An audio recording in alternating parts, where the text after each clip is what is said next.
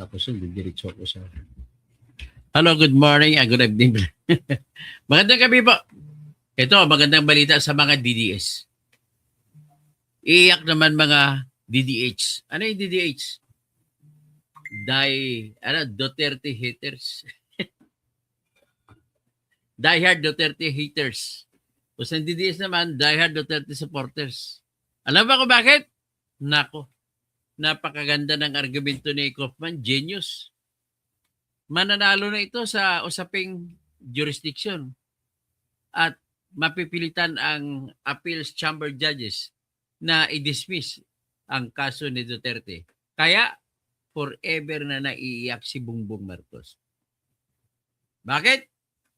Kasi pag si Sara na presidente, ikukulong kayo lahat sa pagkidnap kay Duterte. Ang parusa, reklusyon perpetua. Yan ang pinakaproblema. Kasama dyan si Nicolas Torre, si General Police Marbel, tapos si Defense Chief na si Gibo Teodoro, yung dating DILG Chief na si Eduardo Anyo, si Bongbong Marcos, saka si Marcos Lacanilaw. Yan, makukulong kayo lahat. Nako, matindi talaga. So, paano ngayon yan? Magpalakpak na kayo mga taga-DDS kasi halos 100% na ako magsasabi na mananalo si Duterte dito. Ngayon, palabas natin ang desisyon. Pero bago ko palabas ang desisyon, babasahin natin, ibibigay ko ng konteksto bakit mananalo. Tatagalogin natin para maintindihan ng mga kontra. Alam mo kasi maraming mga DDH na mga hindi rin marunong mag-intindi. Tinatawag nila mga DDS na mga bubutante, dutae, pero sila hindi na tinitingnan sarili nila. Hindi na siguro narinig ko makanta si Rico Puno, no? Sabi ni Rico Puno, bago mo linisin ang dungis ng yung kapwa, hugasan ang putik sa iyong mukha. So, ganun po. Ito, hindi nga po ako nagyayabang dito. Nagsasabi lamang po ako ng katotohanan, ha? Ganun lamang po ang aking masasabi. Ngayon, ganito po ang konteksto ng huling-huling argumento. Natanda niyo po, umpisa natin, nagsampa ng ang kanila kasi sa ICC, ang tawag sa ginagawa sa Pilipinas ng mga abogado, motion to dismiss. Sa kanila, request to dismiss. Ang motion pinalitan ng request. Request to dismiss on the ground that the International Criminal Court has no more jurisdiction over the Philippine situation. And in that so, then all the citizens thereby are also exempt from whatever liability you can think of. Pagsabi nga nila, di ba? Walang forever. Diyos lang ang forever. Kaya ang jurisdiction, hindi rin forever. Nauwi sa ganito po yun, no? Nag-request pala yung si Atty. Kaufman saka si Atty. Dov Jacobs ng mga abogado ni Duterte. Sa totoo lang, ito, prangka-prangka na kwento. Nahinaan ako sa argumento ni Atty. Kaufman saka ni Dov Jacobs. Walang power. Ayoko magyabang, pero kung ako sumulat nun, sobrang power nun. Anyway, tuwang-tuwa na rin ako kasi yung huling sinabit ni Dov Jacobs at saka ni Atty. Kaufman, matindi, magaling. Nakuha nilang gusto ko sabihin. Siguro nakinig sila sa live ko. Okay? Ang unang argumento ko dyan, at bago ko butin sa argumento, umpisa muna natin sa paano nag-umpisa. Nag-request si Atty. Kaufman at si Atty. Dov Jacobs, pareho silang mga Israeli. Mga Jewish bloods, na i-dismiss ang kaso ni Duterte. Ang rason, dahil hindi na member ng ICC o ng Rome Statute ang Pilipinas sa araw nang naghingi sila ng authority to investigate. Humingi sila ng authority to investigate itong Office of the Prosecutor noong May 24, 2021. Yan lang kayo bilib sa akin, memorize ko pa pati petsa eh. Oh. Pagkatapos, inaprobahan naman ito ng mga unthinking class of judges na 5 sila na sila po ay nasa appeal chamber. Inaprobahan. Hindi, tatlong judges sa pre-trial court chamber judges. Inaprobahan nila noong September 15, 2021. They were not thinking that the case will just drag on up to the longest time if they will not arrest the problem right in the bud. So all problems must be nipped right in the start of the game.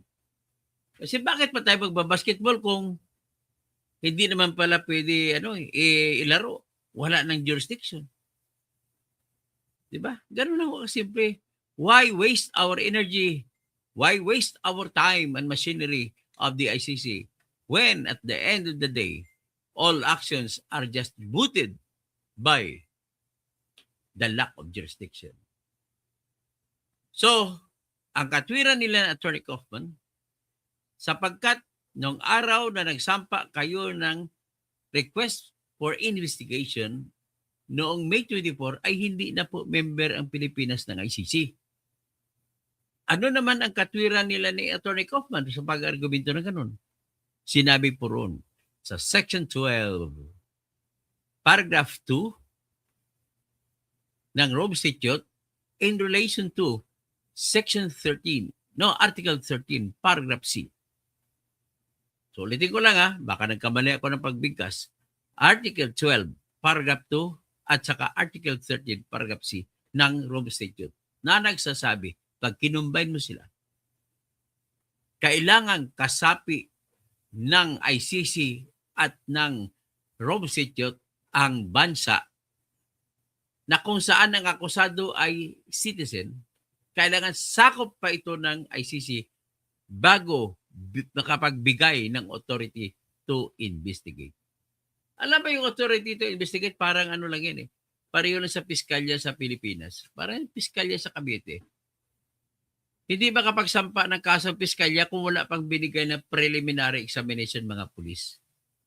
Ang pulis hindi rin pwede mo sampa ng kaso. So ang ginagawa po nila doon, nagmamatter lang yung preliminary examination na ginawa nila nung member pa ang Pilipinas ng ICC.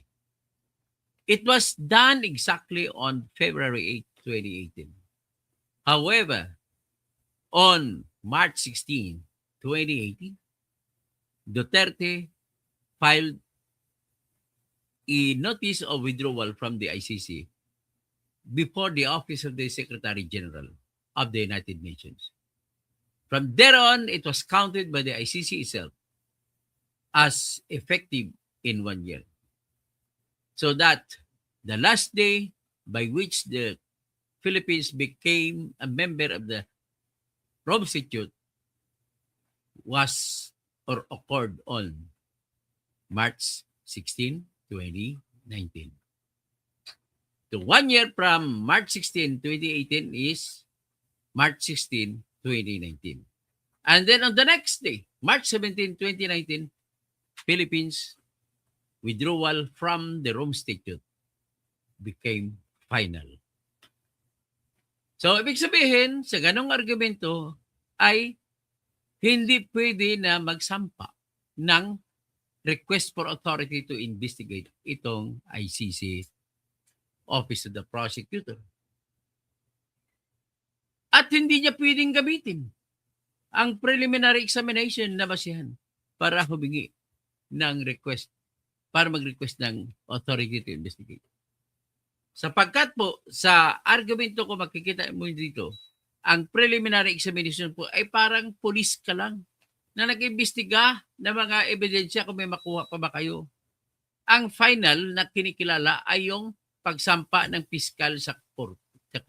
Pagsampa ng police sa piskal. Pero kung naghanap pala ng mga mga tinatawag na POIs, ano yung POIs? Persons of interest. Wala yan, hindi pa yan nag-exercise ng jurisdiction. Hindi pa nakasampa ng kaso. Kaya nang kompleto yung ebidensya sa tingin ng pulis ay okay na, saka pa lang sila nagsampa sa piskalya. Magpapatawag kagad ng preliminary investigation sa Pilipinas. Kaya sa ICC naman, ang unang ginagawa nila ng prosecutor ay preliminary examination lamang. Sila lang yan, nagda-download din sila ng detalye mula sa website ng Human Rights Watch, Amnesty International, at saka mga video sites ng mga TV at news entities sa Pilipinas na kung saan nakukuha na, nakikinig sila, makinig sa mga sinasabi ni Duterte. Kill! Kill! Kill! Patayin niyo sila lahat. Inutos yun sa pulis, ha? Kung kayo ipapatayin din, kumanlaban. Ibig sabihin, wala pong utos na pupatayin sila ng kahit sa anong basta-basta patayin. Wala. All killings must be having that reason of self-defense. And self-defense is universal. Self-defense is inherent right of every person. Anybody who attacks you, you have the right to repel the attack in order for you to live.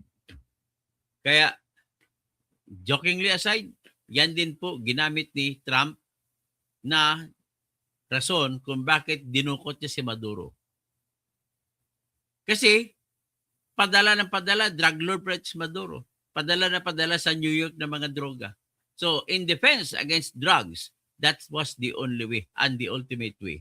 Wala na. If no other remedies are available under the ordinary courses of business, then that will give justification to anybody to do that. Ang tawag namin dyan sa international law, effects theory. Anong effects theory? Alam may boundary ng Pilipinas sa Malaysia. Nasa bangka ako sa masakay. Tapos isang hakbang na ng bangka, Malaysia na. May kaaway ako sa Malaysia, binaril ko, galing ako sa Pilipinas, ako nakatayo. Ang tanong, may jurisdiction bang Malaysia na mag-trial sa akin? Sagot, under the international law, yes, Malaysia can get me and hold me for trial, and perhaps if evidence is sufficient, then pronounce me guilty. Bakit? Nagbaril ako, galing ako sa Pilipinas, ang epekto nandun sa Malaysia. Yan ang tinatawag ni effects theory. Ngayon, si Maduro, galing na sa presidential palace sa Venezuela, nagpadala ng mga droga. Ang epekto nandun sa New York. Yan ang justification ni Trump. Ang problema lang sa mga kalaban ni Trump, at lalo na itong mga makabayan dito sa Pilipinas, makabayan ko na sila. Hey, ano ba? Anong bang definition ng makabayan? Kung kayo ay sisigaw na na tama na, sobra na, maging komunista na. Hindi po yan. So, ang mangyari yan, kagaya dito sa atin, kailangan ipaglaban natin. Lahat ng bagay, actually, you can imagine anything. So, hindi siya papasok ngayon sa tinatag na war on aggression kasi bawal po sa international law ang war on aggression. In fact, yung ICC ay nagpaparusa ng 4 na klaseng krimen. Number 1 krimen is genocide, yung pagpapatay sa mga lahi. Number 2, war crimes.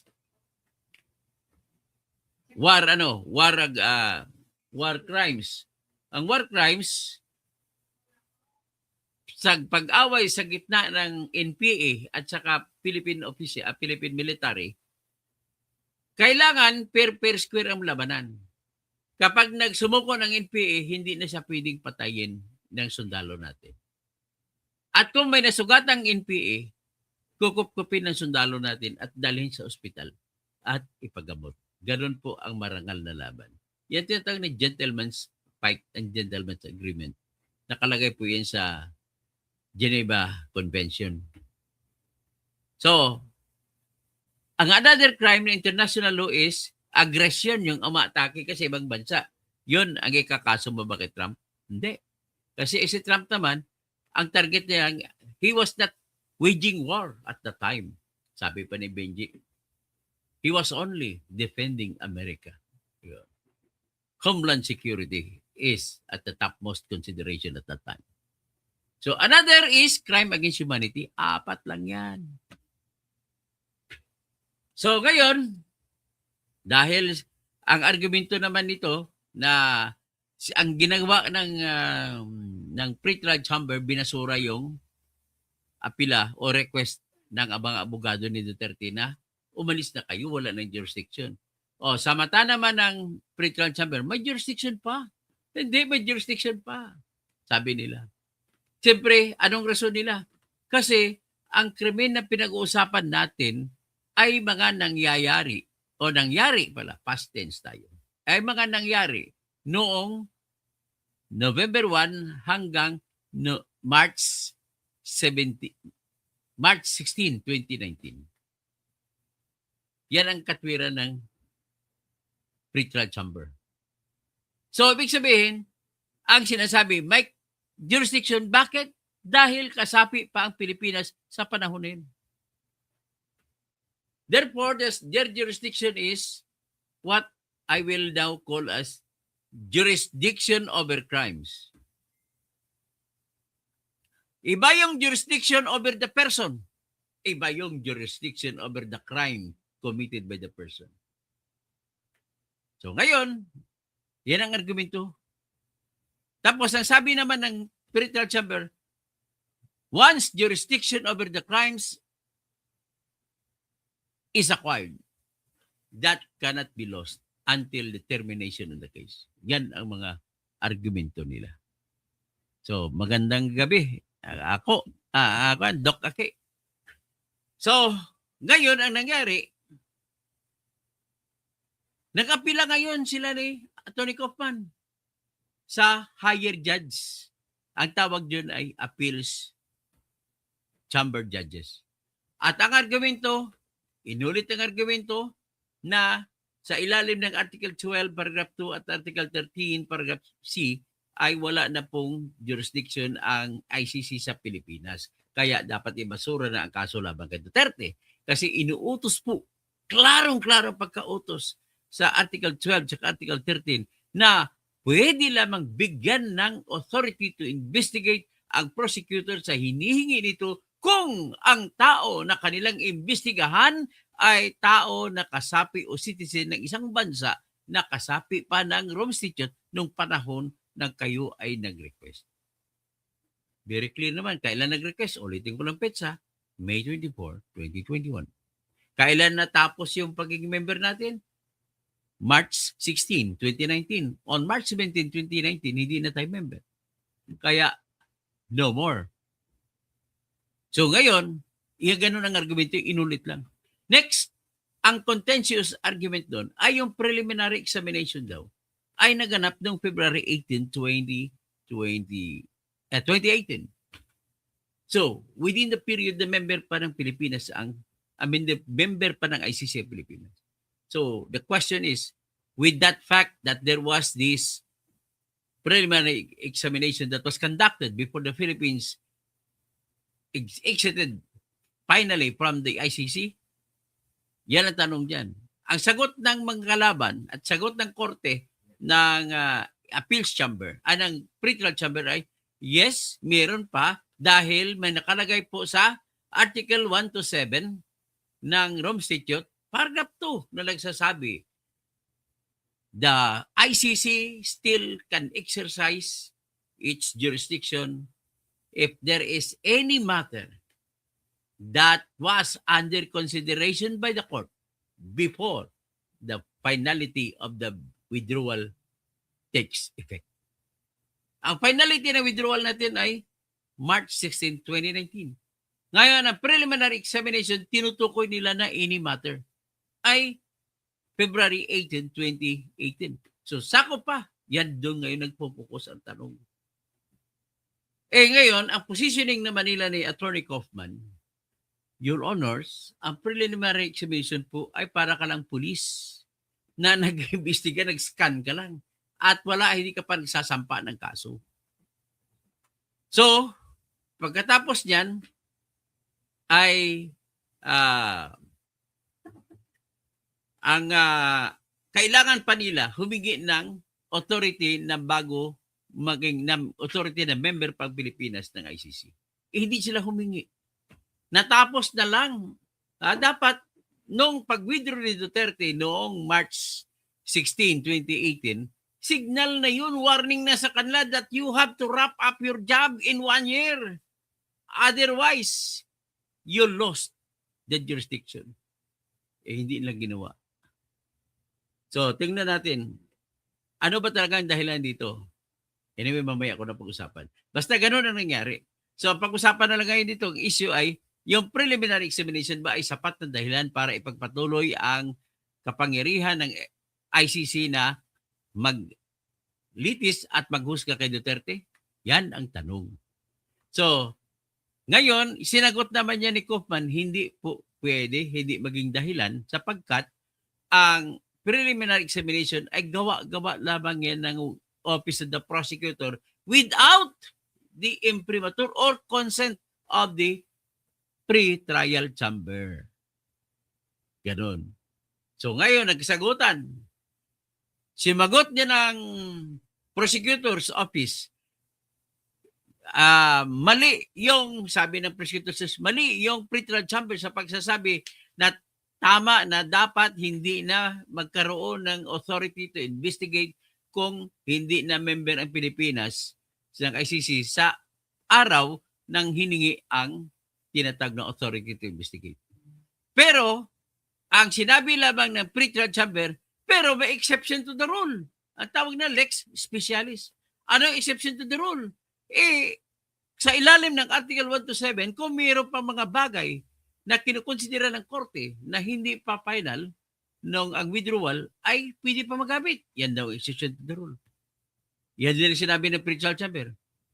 Kailan, kinuntra din naman nila Kaufman, hindi rin pwede po yan kasi nga, ulitin ko lang, ang preliminary examination ay gawa-gawa lamang yan ng Office of the Prosecutor at walang approval yan ng Office of the Pre-Trial Chamber Judge. So, yan pa rin ang argumento na binitbit nila ni Kaufman sa apila. Ang appeals judges ay binubuo ng 5 judges kontra sa pre-trial chamber na 3 lang. Anong merong espesyal na katangian itong 5 judges sa appeals chamber? Ang katangian niya ay andyan isa sa mga 4 na judge ay yung isa sa 2 judges noong July 2023 na nagdesisyon din sa appeals chamber na nagsabi na ang ICC ay wala ng jurisdiction sa Pilipinas. Kaya nga lamang 2 lang sila. At ang kontra nila ay 3. So natalo silang 2. Pero yung isa, sino ba yung 2? Si Perin de Brichambaut at saka si Gotcha Lordkey Panidsi. Si Perin de Brichambaut sa ngayong panahon ay nakaretire na. So may pumalit na sa kanya. Ang natira na lang na pabor kay Duterte ay si Gotcha Lordkey Panidsi. Pero ano nangyari? For the first time ever, yung appeals chamber, dapat magdesisyon na sila. Nagsampa na ng apila ang mga tao, mga abogado ng Duterte, sumagot na yung piskal at saka yung abogado ng biktima, sumagot na sila. What did the appeals chamber do? The judges of the appeals chamber ordered the prosecutor and the Office of the Counsel for Public Victims. Sagutin nyo itong tanong. Ano ang relasyon ng Article 12, Paragraph 2 at Article 13, Paragraph C kumpara sa Article 127, Paragraph 2 ng Rome Statute? Grabe. Sinyalis na po yun na nag-isip ng malalim ang appeals chamber. Kaya nangyari, sumagot ang pre-trial, ang prosecutor at saka Office of the Counsel for Public Victims o Public Counsel for Victims. Ang kanilang sagot ay inulit lamang nila kung ano ang kanilang argumento laban sa apila ng mga abogado ni Duterte. Ano na ngayon nangyari? Di ba, sinapit nila noong June 16. Inutos ng appeals chamber na January 16. January 23 naman, kanina, inutusan naman ang mga abogado ni Duterte na sumagot ng kanilang sagot sa mga sasabihin ng prosecutor at ng mga abogado ng biktima. Anong sagot? Genius ang sagot sa ngayon. Bago ko ipakita sa inyo basahin, ibigay ko muna konteksto. Sabi nila, ang introduction, paikot-ikot na tayo sa argumento na kami nagsasabi na hindi na pwede ang preliminary examination gagamitin para magpatuloy ng jurisdiction at lilitisin at husgan si Digong Duterte. Yan ang posisyon namin. Ang posisyon naman ninyo ay patuloy pa rin kasi ang number one position na dahil ang krimen ay nangyari noong sa panahon na kasapi pa ang Pilipinas ng ICC ay hindi nawawala ang jurisdiction ng ICC. Yan ang argumento. Ito na ngayon ang genius na argument. Mabuti, siguro nakikinig si Kaufman sa akin. Importante ang authority ng court. Sabi ko, hindi ka pwede manghingi ng warrant of arrest laban kay Digong kung wala kang formal na ebidensya na magagamit. Diba? Kailangan official evidence. Ngayon, paano sila makakakuha ng official na evidence kung preliminary examination lamang? Hindi pwede. Kaya kailangan official ang ebidensya. How that evidence to be made as official document? The only way, and there's no other way, but for the pre-trial chamber judges to authorize first the investigation so that all the documents or evidence that you can gather from the authorized investigation are official documents and can now be used to support your argument that warrant of arrest must be issued against Digong Duterte. Gets? Dahil hindi nyo pala pwede magagamit ang ebidensya na nakuha sa preliminary examination, that means to say, yung obligasyon ng Pilipinas sa any matter ay it depends on the kind of matter. Ano ba yung matter na nakapending bago mag-withdraw Pilipinas? Kung ang matter na yan ay patungkol sa jurisdiction, all right. Pasok pa rin. Kailangan pa rin lilitisin si Digong. Pero kung ang any matter na yan ay preliminary examination na hindi man lang yan nagpe-pertain sa official documents, then there is no more obligation for the Philippines to be tied na maitatali ng International Criminal Court. Tapos, gumamit pa sila ng argumento, boss, sa Article 70 ng Vienna Convention on the Law of Treaties, sinasabi na ang lahat ng estado ay pwedeng umalis sa mga kasunduan international. Pero pag alis nila, may epekto. Kung may obligasyon na nagawa, ay todo pa rin nila kahit hindi sila sakop. Ang sagot naman dyan, kahit sa Article 127, sinabi, yes, it can happen if we are talking about trial of the case, the obligation must be jurisdictional. Ang preliminary examination ba jurisdictional? Dahil hindi ka autorisado mag-gather ng evidence, it is not jurisdictional.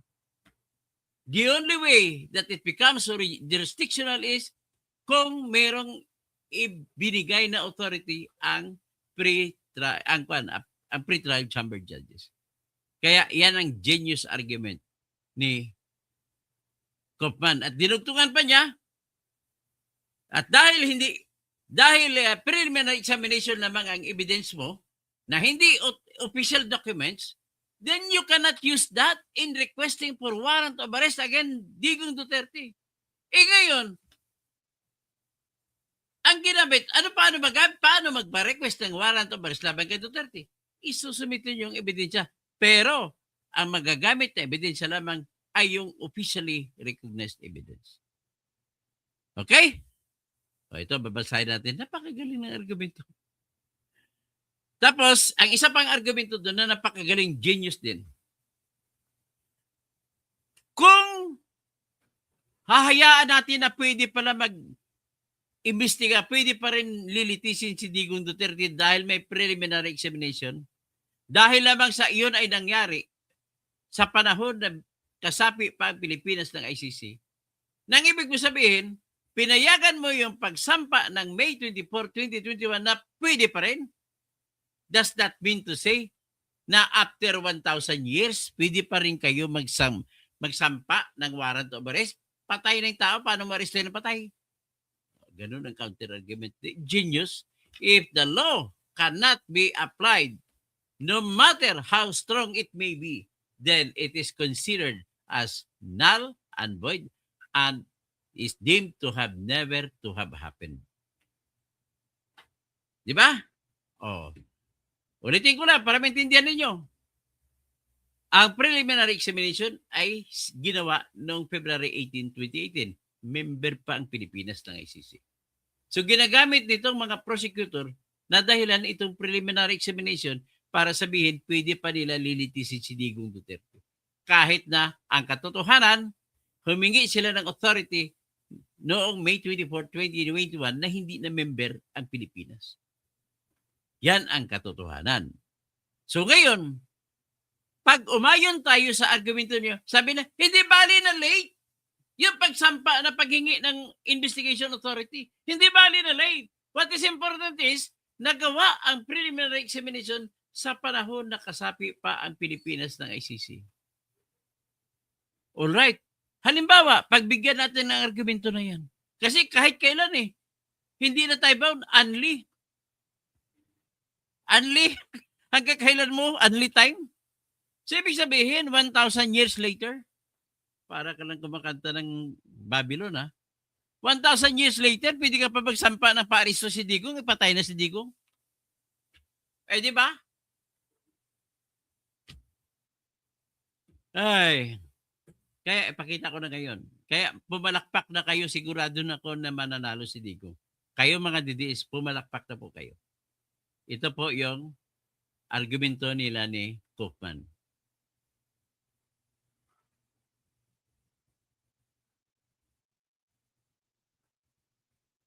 Yeah. Pahiya to sila mga kwan. Napansin mo ba lahat mga abogado na dumidiskarte dito yung mga makakaliwa na abogado? Bakit? Ang kumakampi sila ng makakanan na abogado, yung mga tauhan ni Bongbong Marcos. Bakit? Siyempre nagkadugtong-dugtong yung kanilang agenda nila. Kailangan sila magtulungan. Ito po yung desisyon. Ang apila, yung argumento, final argument nila ni Kaufman. Ang conclusion muna. Conclusion lang. Number 25, justice can only be rendered in accordance with the applicable procedure. If it is not, its value will be questioned. Only by duly following the procedure set out in the court's legal text can the prosecutor and the court ensure the prompt, proper, and fair administration of justice. The interests of victims and justice are better served with a process that is procedurally unassailable. The defense endorses these sentiments wholeheartedly. Resort to the object and purpose of the Rome Statute and the pursuit of accountability cannot serve to displace the clear application of the Rome Statute. As set out in these submissions, such an argument is premised on an unfair and emotive argument calculated to tug at the heartstrings of the international community. Combating impunity is, of course, a noble objective, but it cannot be by the means whereby the court is made to feel obliged to compensate the victims at the expense of the suspect's right to legal propriety. As the trial chamber in Katanga case specifically ruled, the fight against impunity cannot, under any circumstances, justify an interpretation of the Rome Statute that is not consistent with the literal reading of its text. The prosecution is accurately aware that it must shoulder the responsibility for a miscalculated and ultimately erroneous decision not to initiate an investigation within the 1-year designated period. It is for this reason that it is a fighting tooth and nail to maintain the viability of the Philippine situation. Yet, the tortuous textual interpretations of Article 12, Paragraph 2, proffered by the prosecution and the OPCV are simply inconsistent with the plain reading of the Rome Statute and do not convincingly overcome the fact that the court was not in a position to exercise jurisdiction in the situation of the Philippines after the state's effective withdrawal from the Rome Statute. So, yan ang conclusion niya. So, therefore, ang hindi ninyo, ang namimiss nitong prosecutor, bakit? Ano ba talaga ang pakay? Bakit nagbigay ng 1 taong palugit bago magiging final ang withdrawal? May iba bang purpose yan? May purpose yan po. Ano yan? Para bigyan na ng warning ang prosecutor, gawin nyo na trabaho nyo kasi may 1 year na lang kayo na hindi nyo naman ginawa. Diba? Ganun na kasimple. Therefore, pwede na kayo pumalakpak. Mananalo na tayo dito. Mapapahiya dito yung ano. Pangalawa, ang masasabi ko lang dito is yung mga ang isang anomalya na kita ko rito, Benji. Pag pumatay ang tao, pwedeng patay na siya lang mag-isa, papatay. Wala siyang katulong. Matapang. Magalit sa dibdib. Pinatay yung isa. Ibig sabihin siya lang isa ang may kasalanan. Pero kung ang pagpatay, may kasama pa. Ibig sabihin, kutsabahan sa dalawa.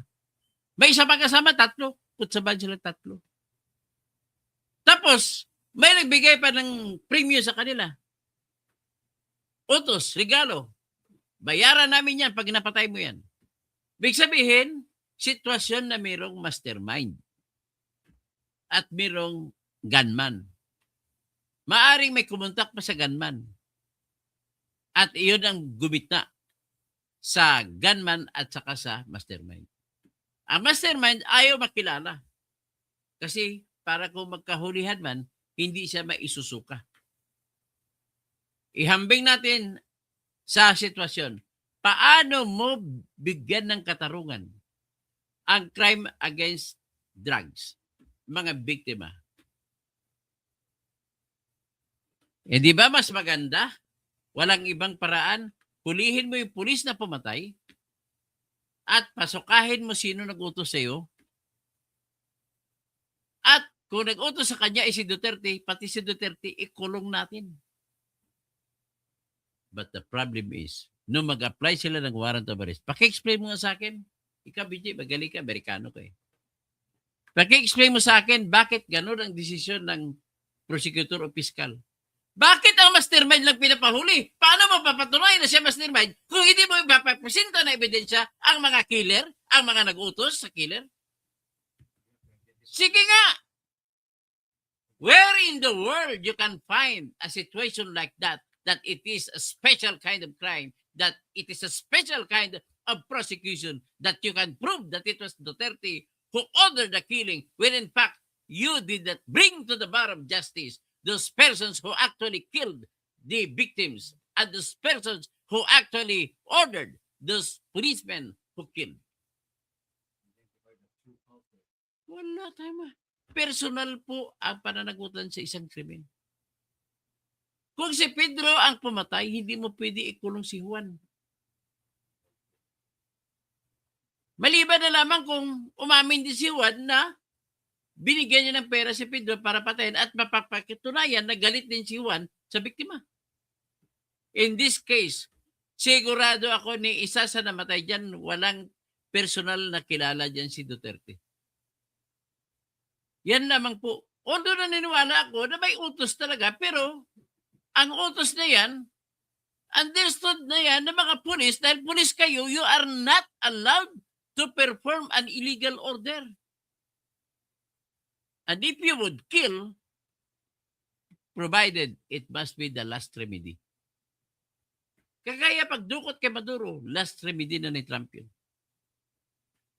Okay? Sa tingin ko naman na maintindihan nyo na puntos ko. Okay, magandang ano na lang. Ngayon, hindi ko na nabas-basahin kayo yung mga basher ko dito. Wala, yan ang katotohanan eh. Wala tayong magagawa. You can never compel me to side with Bongbong Marcos or Leni Robredo with these kinds of facts. Ito katotohanan, pinag-usapan natin. Iyon ang totoong nangyari. Na wala ng jurisdiction ang ICC sa Pilipinas. Okay? Argo, sana nga host, nagdilang Anghel ka. Hindi sigurado na ito, halos sure na ako dito. Bernard Magtibay, si Argo host, magdilang Anghel ka, although hindi ako Anghel, pero masasabi natin, I only based it on the law, kung ano sinasabi ng batas ng Rome Statute. Tapos, Bernard Magtibay, salamat sa napakagandang pagpaliwanag. Tapos si Anyari TV, gandang gabi, Sir Toto. Tapos si D. Milyango, Milyan pala, present ka Toto, watching you live from Toronto, Canada. Tapos si Ernesto Katigum, maayong gabi, Dr. Toto, watching from Baguio City. Grabing tugnawa diri. Ay, sobrang malamig 10.6 degrees. So, Joaquin, paano mananalo si Duterte na bayad yung ICC? O yan ang puntos ko kanina. Bakit nagtatanong ako? Bakit nagpalabas ng warrant of arrest si Duterte lang? Bakit mastermind?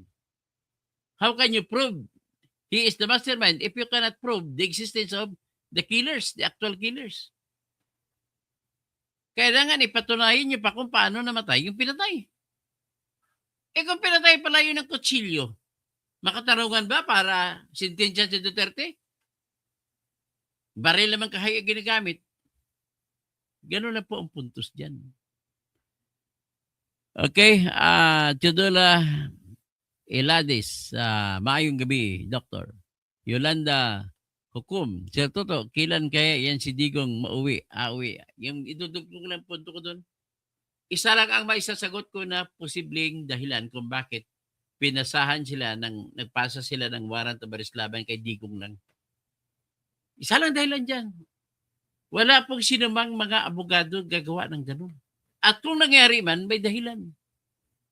Ibig sabihin, binigyan po ng pera nanggaling sa atin kay BBM at ginamit si Trillanes papunta ron. Sinabi ko dahil si Trillanes naman nakapunta ron. At bakit may pamasahe si Trillanes? Wala namang trabaho. Ang pamasahe papunta ron, may higit 100,000. Pabalik, 100,000 may higit. Saan niya kinuha yun? Of course, kay Lisa Aranita Marcos. Di ba? So, yun yung perang dala-dala niya.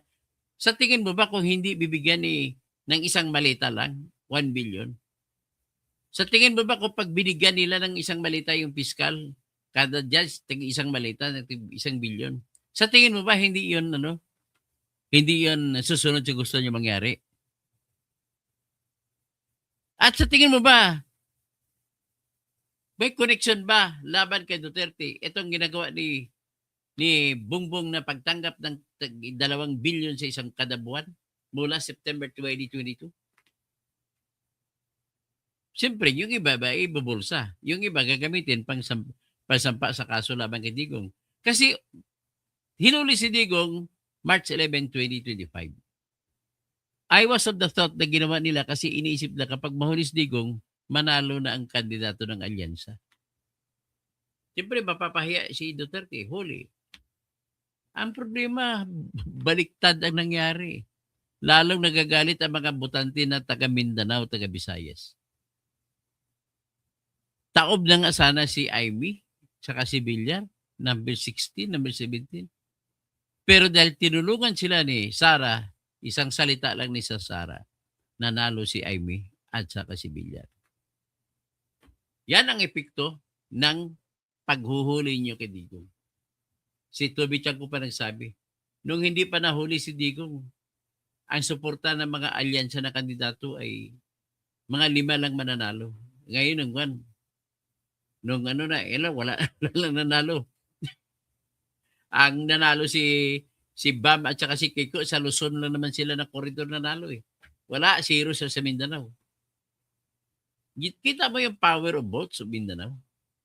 Kaya kayo na anti-Digong, ay dapat yung kilalanin ang katotohanan na pagdating sa sunod na election sa 2028, mas marami ang bilang ng botante pag pinagsama mong Mindanao tsaka Visayas kumpara sa Luzon lang.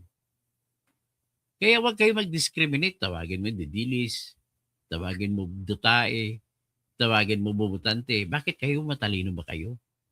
Tingnan nyo ang inyong mga probinsya dyan sa Luzon. Sino bang mga nanalo? Di ba yung nagbibigay din ng pera sa inyo?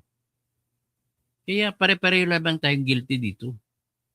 Huwag na tayo maglukuhan. Pero ang hinahanap lamang natin ay kung ano ang katarungan, yun ang susundin natin na aayon sa batas. Hindi po dapat yun katarungan na naayon sa gusto ng mga tao kung sino man tao nag-ari-aring uri. Dapat ibalik natin yung tinatag na old glory na sinasabi. It must be a government of laws and not of men. Ganun lamang po. Magandang gabi po. Si Jungle Fighter. Tapos si Brilla Hinos. Si Rolando Hoxon, nabasa ko na pala ito, no? Tapos si Seftan Nis Ricaprente. Hi, Idol. Tapos si Amel Matalib. Okay. Insala. Amel. At sa MSU Marami, graduate. Raha Sulaiman Hall. Ako naman sa katabi niya. Sa Super New Boys dorm ako sa MSU Marami. Tapos si Liarinas.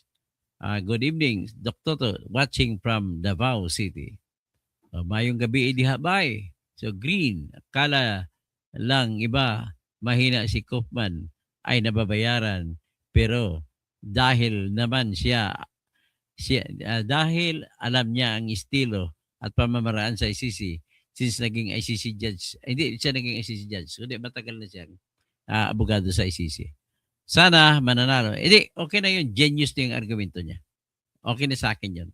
Randolph Lamalo, Doc K, magandang gabi. Angel Dadula, iba talaga ang mga tropa ni Topacio. Hindi po ako tropa ni Topacio, pasensya ka na. Si Topacio, hinamon ako ni Topacio na suntukan sa loob ng RTC Pasay, branch 115. Nagalit sa akin, napikon sa pagpalitan namin ng argumento. Hinamon ako, sabi niya, Andre, suntukan lang, daanin na natin sa suntukan ng kasong ito. Kung sino man lang suntukan, siya panalo. Grabe. Munti ko lang sabihin sa kanya, hindi nga ako hinamon ni Duterte, ikaw pa. Altom, excavagators, excagitatus, excagitadores. Hirap, pasahin na. Tapos si Estolana Ogolisco. Tapos si Benjon Quintas. Magandang gabi. Raimundo Ribucas. Tapos si Helen Baguio. Benjon Quintos. Sana makabalik na si tatay. Regent Ford. Tapos si Virgie Piquero. Matanda na tayo. Senior citizen na tayo. At tapos si Thomas Isplana. Magandang gabi, Attorney Toto. At tapos si Ontor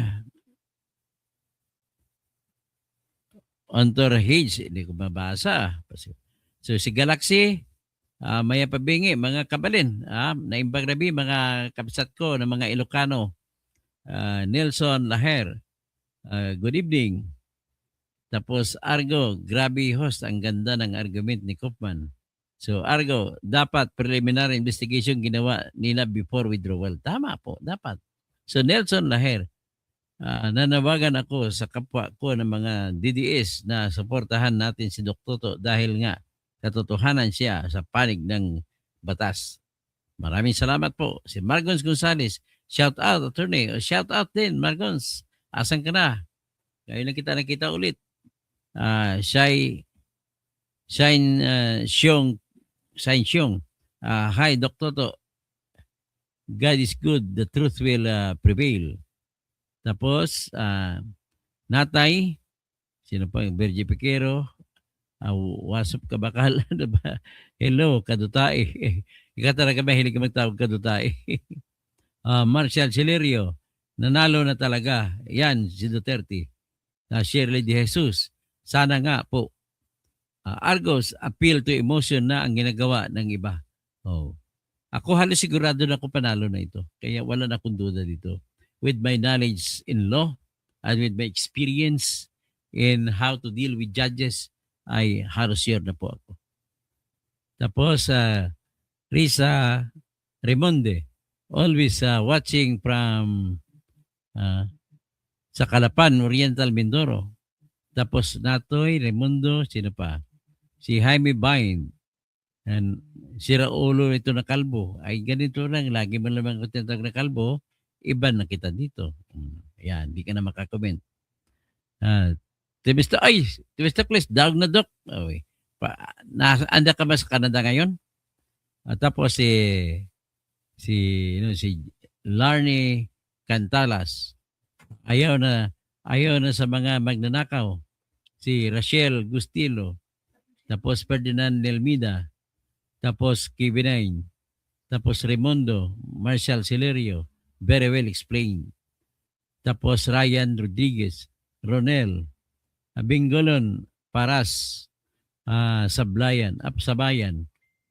Tapos Well-Demind, tapos mabuhay ang bagong Pilipino. Si Argo, salamat po sa palipad mo. So sino pa? Si Roldan Rodriguez. Ano balita ka bantag? Wala, hindi pa siya nahuli. Casey Tulod, maliwanag sa isipan namin, sir, ang mga paliwanag mo. Salamat. Brian Rodriguez, good evening. Sino pa? Si Argo, si Galaxy, sino pa? Si M. Morales, Romel Bingson, si Jerome, si Martin Baguio, tapos Eljan, si Sanay Saludis, si Ivan Abanatur, sino pa? Okay. Diyan na, maraming salamat po.